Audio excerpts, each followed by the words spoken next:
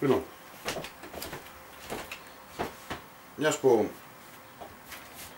μάθαμε τι είναι οι phrases, τα beat και οι μπάρες και μπορούμε πλέον να μετρήσουμε ένα κομμάτι, τώρα θα δούμε πώς μπορούμε να μετρήσουμε ή να μιξάρουμε γενικότερα διάφορα είδη μουσικής. Θα ξεκινήσουμε από τα δύσκολα και θα πάμε προς τα εύκολα. Λοιπόν, θα ξεκινήσουμε από τη rock μουσική, το οποίο είναι ένα ιδιαίτερο κομμάτι, όπως και τα oldies κομμάτια, όπως 60s, 50s και 80s. Μιλάω για original εκτελέσεις και όχι remix κλπ. Οι οποίες είναι λίγο ιδιαίτερες, ιδιαίτερα είδη μουσικής, γιατί δεν έχουν σταθερές στροφές. Δηλαδή, ας πούμε, ένα oldies κομμάτι του 80 ή του 70, όπως και τα rock σήμερα, τα περισσότερα rock, έτσι, είναι live εκτέλεση ή ηχογραφημένη, ας πούμε, σε στούντιο, που παλιά δεν είχαν υπολογιστές και τέλος πάντων προγράμματα που σταθεροποιούν τα beat και ξεκινάει το τραγούδι στο πρώτο δευτερόλεπτο και είναι, ξέρω εγώ, 120 στροφές και μέχρι και το τέλος του σε όλη τη διάρκεια είναι καρφί 120 στροφές. Έχουν σκαμπανεβάσματα, δηλαδή είναι 120 στροφές, λίγο πιο κάτω είναι 121, λίγο πιο κάτω είναι 119, λίγο πιο κάτω είναι 120,5, στο επόμενο beat είναι 120,3, 119,8 κλπ. Είναι δηλαδή γύρω στο 120, γιατί είναι ο ρυθμός του ντραμίστα, του κιθαρίστα κλπ. Βασικά ο drummer δίνει το ρυθμό και τον ακολουθούν τα υπόλοιπα μουσικά όργανα, ο τραγουδιστής κλπ. Δεν μπορεί λοιπόν ένας άνθρωπος να παίξει 5 λεπτά και 6 λεπτά τραγούδι και να είναι σταθερός στις 120 στροφές. Τώρα τα καινούργια κομμάτια, τα εμπορικά, τα hip hop, τα κλπ. Είναι καρφί όσες στροφές γράφουν. Εκτός αν βρούμε καμιά σαβούρα στο ίντερνετ που βρίσκουμε συνήθως, τα οποία είναι ό,τι να είναι. Λοιπόν, θα ξεκινήσουμε λοιπόν από το rock, το οποίο είναι πάρα πολύ δύσκολο να μιξαριστεί. Δηλαδή όταν λέμε mix, να ξεκαθαρίζουμε και τι λέμε, είναι να παίζουν και τα δύο ταυτόχρονα, συγχρονισμένα και σιγά σιγά να βγαίνει το ένα και να μπαίνει το άλλο. Αυτό στα rock είναι σχεδόν αδύνατο, εκτός από κάποια καινούργια κομμάτια, τα οποία όπως διάφορα συγκροτήματα τέλος πάντων, τα οποία έχουν μέτρο μέσα κανονικά, σταθερό κλπ. Τα περισσότερα όμως είναι από live ή από τέλος πάντων εκτελέσεις σε στούντιο με ντραμίστες, κιθαρίστες κλπ, όπου δεν γίνεται να έχουν σταθερό μέτρο. Μιλάω για πιο παλιά κομμάτια κυρίως και όχι για καινούργια, τέλος πάντων.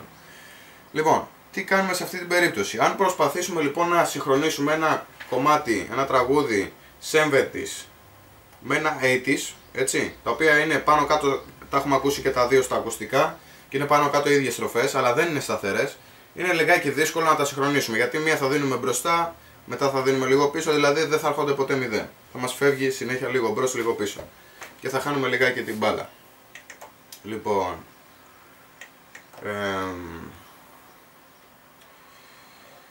τι κάνουμε σε αυτή την περίπτωση? Σε αυτή την περίπτωση λοιπόν, το μόνο που μπορούμε να κάνουμε είναι να βρούμε, να θυμηθούμε το 1, 2, 3, 4 bit που λέγαμε, ή τη μία phrase ή η μία μπάρα, και να βρούμε το κουπλέ του, το ρεφρέν του, την εισαγωγή του κλπ.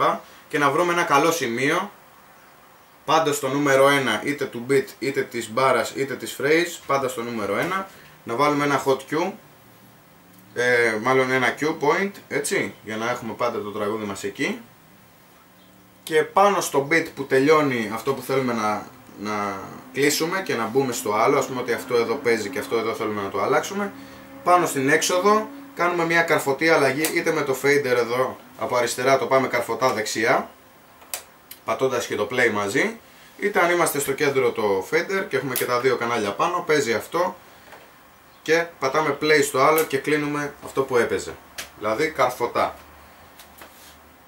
Το πολύ πολύ να μιξάρουμε 4 bit σε ένα rock κομμάτι, που και πάλι υπάρχει πιθανότητα να χάσουμε να διπλοπαίξουμε, έτσι. Μιλάω τώρα για μια όσο το δυνατόν πιο τέλεια αλλαγή. Λοιπόν, οπότε έχουμε εδώ λοιπόν ένα κομμάτι, για να το δείξουμε κιόλας.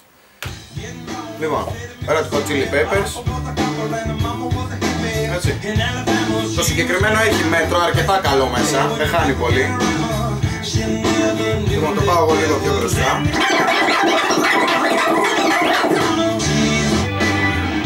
Έτσι, έχουμε αυτό εδώ το τραγούδι. Και από δίπλα έχουμε ένα άλλο τραγούδι.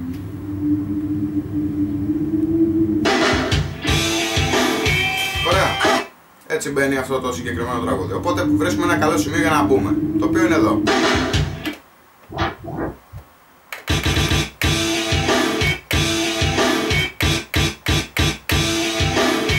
Είναι το πρώτο beat του στην εισαγωγή της μουσικής, το οποίο σκάνει και πιατέλα μαζί από τον drummer και έχουμε ένα πολύ ωραίο θόρυβο για να κάνουμε την αλλαγή μας και να μπούμε, δηλαδή εδώ. Έτσι, λοιπόν, παίζει λοιπόν αυτό.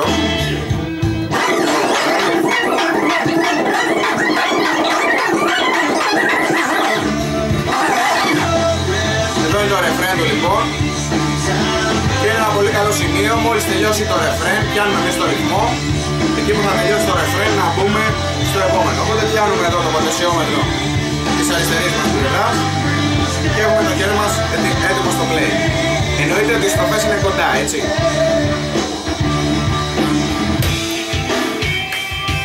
Και μπαίνουμε κάπως έτσι. Καρφωτά. Να το κάνουμε άλλη μία.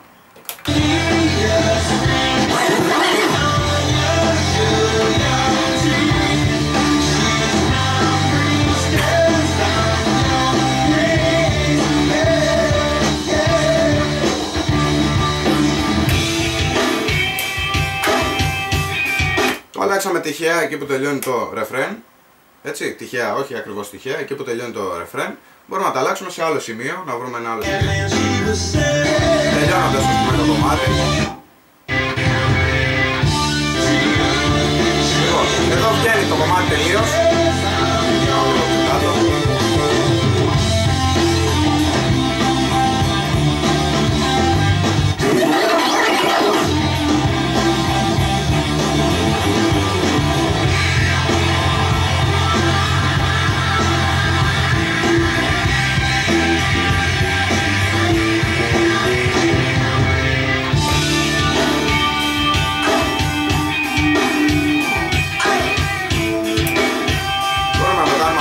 Στο τελείωμα του τραγουδιού. Όπως επίσης μπορούμε να το κάνουμε αυτό και σε όλη τις κομμάτια ή σε 50s, 60s, 70s και 90s. Εντάξει, τα 90s είχαν μέτρο τα περισσότερα, είναι κάποια... Όπως επίσης αυτό χρησιμεύει και σε live εκτελέσεις γενικά, ας πούμε στα ελληνικά. Είναι κάποια CD, ξέρω εγώ, της Εφηθόδη, Πουχού, ξέρω εγώ ποιο να πω τώρα, τα οποία υπήρχαν κάποια τραγούδια μόνο σε live εκτέλεση, δεν κυκλοφορήσαν σε άλμπουμ, ξέρω εγώ, και κάποιος θέλει το συγκεκριμένο εκείνη την ώρα ή ξέρω εγώ θέλετε εσείς εκείνο το τραγούδι συγκεκριμένα εκείνη την ώρα, μπορείτε να το ρίξετε καρφωτά γιατί είναι δύσκολο από τη στιγμή που είναι live να μιξαριστεί με τα υπόλοιπα. Αυτά λοιπόν. Στα επόμενα βίντεο θα δούμε hip hop, θα δούμε R&B, θα δούμε house, εμπορικά κλπ. Soul, chill out, jazz και τα υπόλοιπα είδη μουσικής που υπάρχουν, όσα μπορώ και εγώ να σας εξηγήσω. Αυτά.